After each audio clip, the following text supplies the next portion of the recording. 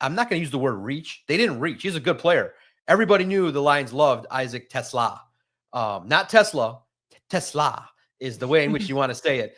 Try and say that a couple times quickly. But I'll say this. You're not going to find too many 6'4", big-bodied receivers that can play slot, play outside, speed, great hands, and I think clearly is a fit because of his love and loyalty to the Lions. Showed up to the Lions interview with a Lions jersey on, and Brett Holmes was like, come on, man. You don't got to do that. You don't got to butter me up. But he was like, no, I'm a Lions fan. I'm a local guy. And he proved that, wow, yeah, he is a Detroit Lion. So you got a Lion. So he's going to work hard. He's going to try, and I do think he'll be one of the players that meets his potential. But it would be negligent of us to just disregard that they traded 3 third-rounders for him. Excuse me, is there a player, Christian, worth that? I mean, we're going to talk about that in a minute, but what was your initial reaction to the selection? Well, I think that my initial reaction was, well, that's a lot. But I think that when I've in the days since the draft, it started to kind of come together. And I want to get your opinion on this as well. But Brad Holmes talked about it on 97.1 The Ticket. He said they made 30 attempts to trade up in the draft. And you have to think that they wanted this player so bad that they were trying to make moves up. And then they finally decided, you know what? That if this is what it's going to take, we're going to have to pay this price. And so they elected to move up 30 spots. And we don't know what goes on in NFL war rooms. And who knows, maybe at pick 71, if they didn't trade up, somebody would have took him.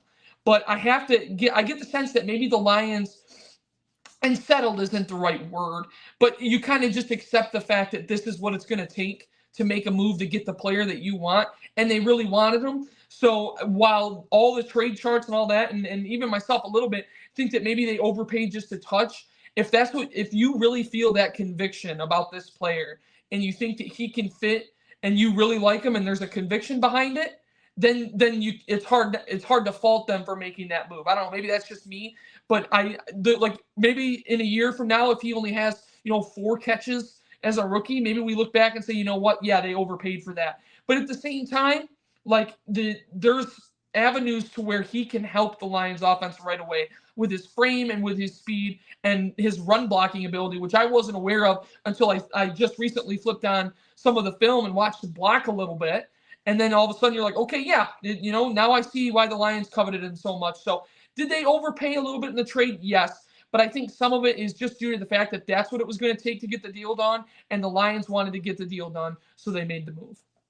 Okay, what do you think his early role will be in 2025? I think, yeah, clearly the replacement for Tim Patrick down the road, but I think he can do a couple different things down the road.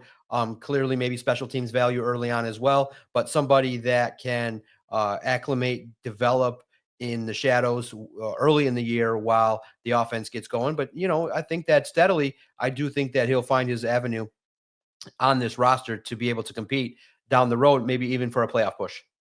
Oh yeah, I think that in the long term, I get the sense they want to use him as an X, because Brad Holmes talked about it after the draft when they picked him, talking about how they do believe he has the capability to be an X receiver. He was more of a slot at Arkansas, and so I think in the immediate future you're going to see him in packages where maybe Amon-Ra St. Brown is on the outside, and then you've got Jamison Williams and Isaac TeSlaa kind of lined up together. And I know Amon-Ra St. Brown, but we've had this discussion. He does not have the prototypical X receiver size, but he's so crafty, you can line him up anywhere. And for that reason, the Lions should be able to utilize Isaac TeSlaa a little bit out of the slot and kind of let him play where he's comfortable right away. And then if an injury happens or something of that nature, or maybe Tim Patrick, doesn't kind of recapture that magic that he had a year ago, now all of a sudden that conversation started where maybe you are lining him out on the outside. But I think that's more of a down the road thing. I think his immediate role is in the slot in certain packages where you can just get him the ball in space and let him run. And I'm excited to see how that plays out.